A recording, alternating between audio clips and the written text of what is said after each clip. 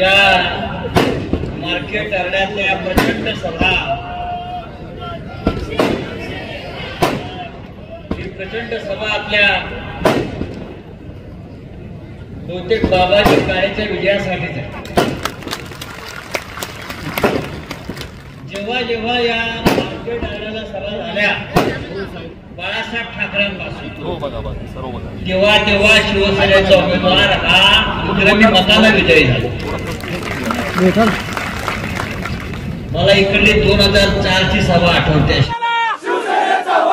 छत्रपती शिवाजी महाराज की जय.